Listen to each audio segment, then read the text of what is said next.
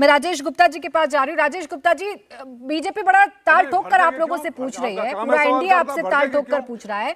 4 बैठकें कर ली, क्या किया आपने मोदी को हराने के लिए? क्या फॉर्मूला लेकर आए अब देश के सामने? जी राजेश गुप्ता। देखिए, अभी पूना वाले भाई ने जो बात कही कि हम लोग उन मुद्दों को उठाते नहीं है। दरअसल मुद्दे तो बहुत उठते हैं, लेकिन नहीं या उठाते नहीं है, ढंग से उठा नहीं पा रहे। जो आपने कहा, मतलब मैं आप पे कोई आपकी बात को ही आगे बढ़ा रहा हूँ, आपसे विरोधाभास नहीं रख रहा हूं। मैं एक बात को आगे बढ़ा देता हूं कि विपक्ष जब मुद्दे को उठाता भी है तो उसको आगे बढ़ाने का काम या तो जनता में नीचे की तरफ से उसके कार्यकर्ता करेंगे या मीडिया करेगी।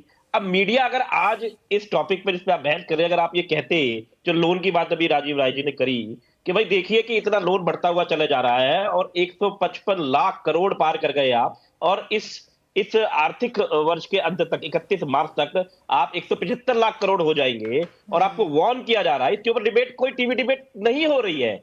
जनता को मालूम नहीं पड़ रहा है कि बीजेपी से कम मीडिया से ज्यादा लगने लगते हैं राजेश गुप्ता जी। अरे उठाते मुद्दा, आप उठाते, आइए सड़कों पर, करिए प्रदर्शन, ना करें हम लोग चर्चा। एक सेकंड सर, ना करें हम लोग चर्चा, ना करें हम लोग चर्चा, तो उठाते रहिएगा सवाल, खड़े करते रहिएगा कटघरे में। आपने अपनी बात कह दी, बात सिर्फ मीडिया की नहीं है। सत्ता में जब होते हैं तो सत्ता में बहुत आम बात है, ठीक है। अब मीडिया भी कर रही है और भी बहुत सारे पक्ष हो सकते हैं, तो उसमें सवाल उठा सकते हैं ना। अपनी बात करिए ना राजेश गुप्ता जी, आप क्या कर रहे हैं? आपने 4 बैठकों में क्या किया ये बताइए ना। आप कहाँ दूसरे का क्वेश्चन पेपर, आंसर पेपर लेकर बैठ जाते हैं? प्राची जी, इतने ज्यादा इनसेंसिटिव ना हो जाए और इतने सेंसिटिव भी ना हो जाए, कोई बोले तो आप सुनने को राजी नहीं। अरे हम इतना कुछ सुनते, आप भी सुन लो।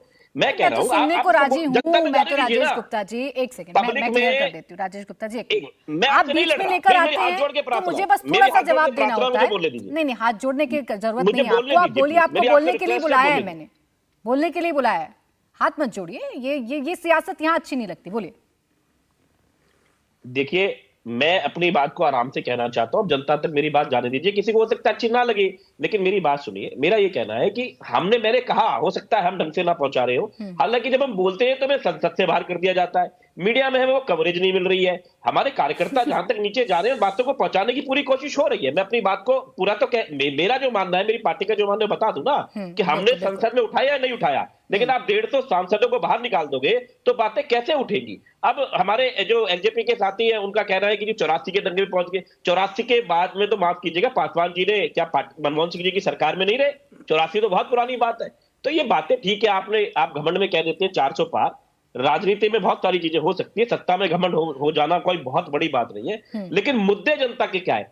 खुद कहा 450 का सिलेंडर देंगे, राज्यसभा में खड़ा होकर कह दिया हम तो नहीं दे पाएंगे। मुद्दे ये है, जनता को अपनी रोटी से मतलब है, आदमी को अपनी नौकरी से मतलब है, सुरक्षा। पार्लियामेंट पे अटैक हो जाता है, जेएनके में हमारे जवान शहीद हो जाते हैं। आज तक नहीं मालूम पड़ा कि पुलवामा में 300 किलो आरडीएक्स कहां से आया। इनका जवाब कौन देगा? ये जवाब आप पूछेंगे तभी तो ये देंगे। राजेश जी, इन सवालों का जवाब बार बार पूछा जाता है और अब जब सवाल उठाते हैं तब पूछा जाता है। मैं खुद कह रही हूं, मैं खुद हर डिबेट में कहती हूं कि आप लोगों के जितने मुद्दे हैं वो सारे मुद्दे बहुत वैलिड हैं। आप लोगों ने अच्छे मुद्दे चुने हैं, लेकिन अब लड़िएगा कैसे ये तो बताइएगा ना।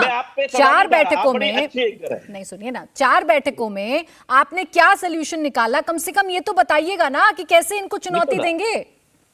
ये जब देखो, सबसे बड़ी चुनौती 1:1 की होगी। याद कह रहे हैं कि हमने प्लानिंग कर ली, 50 से 60% वोट ले लेंगे। ऐसे मैं कह दूं मैंने प्लानिंग कर ली, मैं 100% वोट ले लूंगा, ऐसे थोड़ी होता है। लेकिन जब 1:1 होगा, आप यकीन मानेगा, देश में ज्यादातर लोग अमन पसंद है, प्यार करने वाले हैं, भाईचारे वाले हैं, देश की तरक्की चाहते हैं। 1:1 कैसे होगा? 13 सीटें आप क्लेम कर रहे हैं पंजाब में, 23 सीटें क्लेम कर रहे हैं उद्धव ठाकरे महाराष्ट्र में, खड़गे वड़गे वाला बयान बिहार से निकलकर सामने आ गया है, अखिलेश वखिलेश वाला बयान मध्य प्रदेश से निकलकर सामने आ गया है। तो यही मैं जान रही हूँ कि एक पॉइंट पर आप लोग मिलेंगे कि नहीं मिलेंगे?